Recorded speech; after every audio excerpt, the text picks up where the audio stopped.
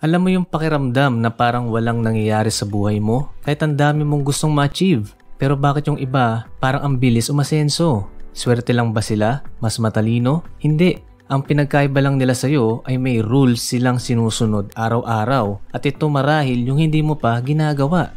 Kung gusto mong baguhin ang buhay mo, hindi mo kailangang maghintay ng perfect timing o biglaang breakthrough. Minsan, nasa malilit na bagay lang ang tunay na pagbabago. Mga simpleng habits at rules na kapag ginawa mo everyday, guaranteed magpapabago sa takbo ng buhay mo. Pero before we start, ilike mo na rin ang ating video. At kung hindi ka pa nakasubscribe, hit mo na rin yan para hindi mo miss out ang mga upcoming videos natin. Kaya kung handa ka na, let's go! Number 1, ipanalo ang umaga mo. Ilang beses mo nang pinindot ang snooze button ngayong umaga? 2? 3? Yung sabi mong 5 minutes na lang, tapos hindi mo na malayang 30 minutes sa pala ang lumipas at late ka na naman. Pero alam mo ba, ang unang oras ng umaga mo ang pinaka-critical sa kung paano tatakbo ang buong araw mo. Kung sa umpisa pa lang, talo ka na. Talo ka ng kama mo, talo ka ng antok, talo ka ng snooze button. Paano pa aasenso ang buhay mo? Pansinin mo yung mga araw na nagising ka ng maaga, nang hindi nagmamadali. Hindi ba't mas productive ka? Pero kapag nagising ka ng late, stress ka na kaagad at parang wala kang energy. Kaya simula ngayon, gawin mong goal na ipanalo ang umaga mo. Gumising sa tamang oras at huwag agad magbabad sa phone. Dahil ang umagang panalo ay isang buong araw na panalo. Number 2, mag-set ng gagawin. Ano bang plano mo ngayong araw? O baka naman bahala na si Batman? Yung tipong gumising ka, umetics, tapos dumaan ang buong araw na wala kang nagawa. Walang umaasenso sa bara-bara. Isipin mo yung mga taong matagumpay. Hindi sila bumabangon ng walang direksyon. Kahit simpleng to-do list lang. Kahit 3 bagay na dapat mong matapos sa araw na to, malaking bagay na yun. Kapag wala kang plano, madali kang madistract. Madali kang madala sa mga bagay na hindi importante. Pero kapag alam mo ang priorities mo, mas madali mong matatapos ang task mo. Kaya simula ngayon, bago matulog, isulat mo kahit 3 dapat mong gawin kinabukasan. Ang mahalaga, pagising mo, hindi ka nangangapa. Number 3, laging may magagawang productive. Feeling mo ba wala kang nagawa? Yung tipong buong araw ka lang nag-scroll sa phone, nanonood ng series, tapos bago matulog, na-guilty ka kasi nasayang ang oras mo. Napakadali kasing tamarin sa panahon ngayon, lalo na kapag na-bored ka. Kaya nauwi ka sa sugal, bisyo, inom, panonood ng kabastusan o paglalaro ng games. Kasi ang dali lang nitong gawin at hindi kailangang pag-isipan. Pero kung gusto mong magbago ang buhay mo, kahit gaano kasimple, lagi kang dapat may ginagawa para umusad. Hindi ibig sabihin na puro trabaho lang. Pwedeng pag-exercise, pag-aaral ng bagong skill o kahit pagsulat ng goals mo. Basta may isang bagay kang nagagawa araw-araw na magpapalapit sa'yo sa pangarap mo. Ang totoong sikreto, yung maliliit na productive na bagay na ginagawa mo araw-araw na kapag pinagsama-sama mo, bubuo ng malalaking resulta para sa buhay mo. Number 4, maging mindful sa pag-react. Ilang beses kang nainis ngayong araw? Sa traffic, sa work, sa social media. Minsan hindi natin namamalayan na ang daming negativity na pumapasok sa isip natin na siyang sumisira sa ating araw. Kaya buong araw kang bad trip at apektado. Hindi mo kontrolado yung mga nangyayari sa paligid mo. Hindi mo makokontrol ang ugali ng ibang tao. Pero isang bagay lang ang dapat mong matutunang kontrolin, ang reaksyon mo. Kapag pinatulan mo ang bawat stress, negativity at inis, sinong talo? Ikaw rin. Pero ang taong may disiplina sa emosyon, hindi basta-basta nagpapadala. Hindi sila agad nagre-react, bagkus nag-iisip muna. Kapag natutunan mong piliin ang mga bagay na bibigyan mo ng atensyon, mas magiging kalmado ka, mas makakaisip ng solusyon, at mas magiging productive. Kaya sa susunod na may bagay na ikakainis ka, tanungin mo ang sarili mo, worth it ba talaga itong sirain ng araw ko?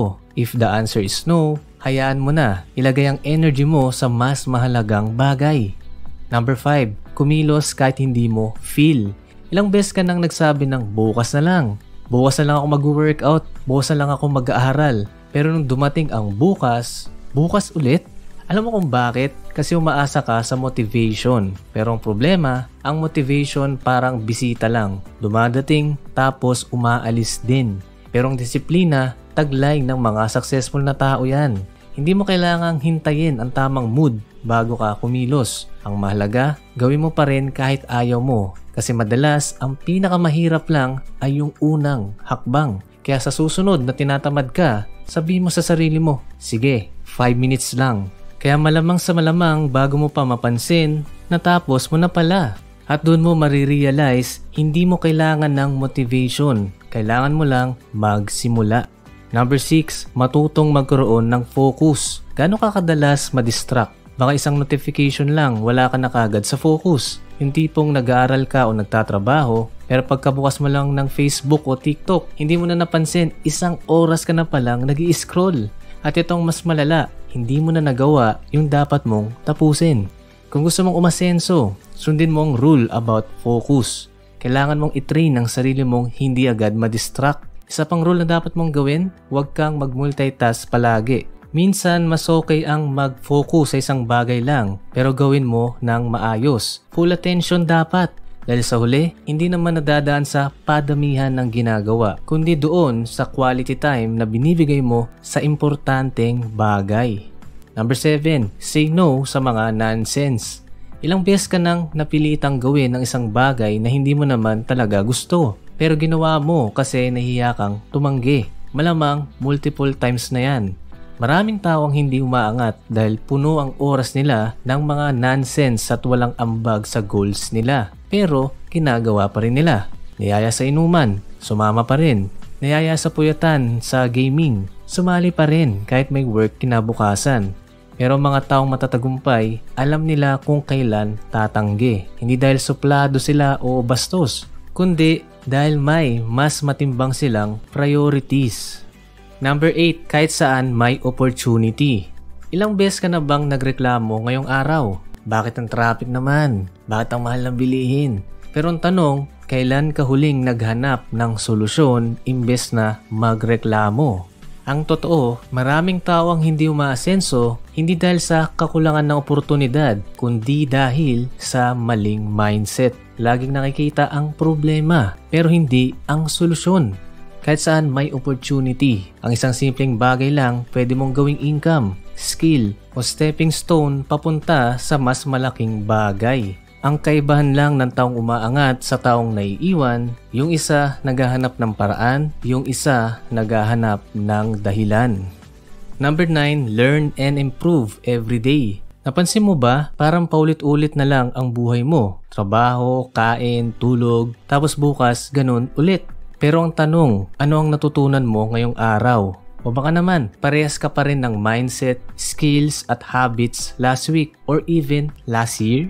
Kung gusto mong magbago ang buhay mo, hindi pwedeng stagnant ka. Hindi mo naman kailangan mag-aral ng may hirap na bagay. Pero siguraduhin mong bawat araw may konting improvement ka. Kahit simpleng life lesson, kahit bagong skill, kahit 1% na progress lang. Dahil ang maliliit na progress na yan ang magdadala sa iyo sa success na hinahangad mo. At hindi lang ito tungkol sa skills, kasama dito ang pag-aalaga sa sarili mo, physical, mental, spiritual, at financial health mo. Dahil ang tunay na tagumpay, hindi lang nasusukat sa kung anong naabot mo, kundi kung sino ang naging ikaw habang inaabot mo yun.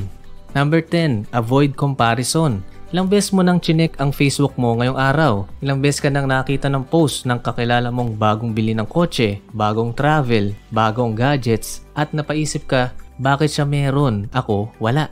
Alam mo yung feeling na parang naiwanan ka? Na parang ang bagal ng progress mo kumpara sa iba. Pero maling habit yan yung pag-compare sa iba. Tandaan mo, ibang journey mo sa journey nila. Hindi mo alam ang pinagdaanan nila para makarating dyan at hindi mo rin alam kung ano ang struggles at sakripisyo ang ginawa nila. Ang tayong comparison na dapat mong gawin, ikaw laban sa sarili mo kahapon. Mas magaling ka ba ngayon? Mas marami ka bang natutunan? Mas malapit ka na ba sa goals mo? Kaya imbis na mainggit ka sa iba, gamitin mo yon bilang inspirasyon. Ipagpatuloy mo sarili mong progreso dahil ang tunay na laban ay sa pagitan mo at ng dating ikaw. Congrats! Umabot ka dito. Ibig sabihin yan, talagang seryoso kang baguhin ang takbo ng buhay mo. Kaya naman, just for you. Number 11, mabuhay sa ngayon. Lagi ka bang nag-aalala sa future o baka nakatali ka sa past? Maraming taong hindi maka-move forward dahil sa ganito. Pero ang totoo, ang tanging meron ka lang ay ang ngayon, ang oras at ang araw na ito. Imbis na isipin ng mga bagay na hindi mo pa kontrolado o hindi mo na mababago, ilagay ang focus mo sa kung anong magagawa mo ngayon. Ang sikreto ng tunay na success, gamitin ang bawat araw ng may purpose. In summary, ito ang daily rules na magpapabago sa takbo ng buhay mo. Importanteng sundin ang 10 daily rules na magpapabago sa buhay mo. Pero alam mo bang kahit sundin mo to, kung hindi mo alam ang tamang money rules, mahirapan ka pa rin makaipon? Kaya kung gusto mong malaman kung paano lumaki ang ipon mo kahit maliit ang sahod mo, panoorin mo tong next video.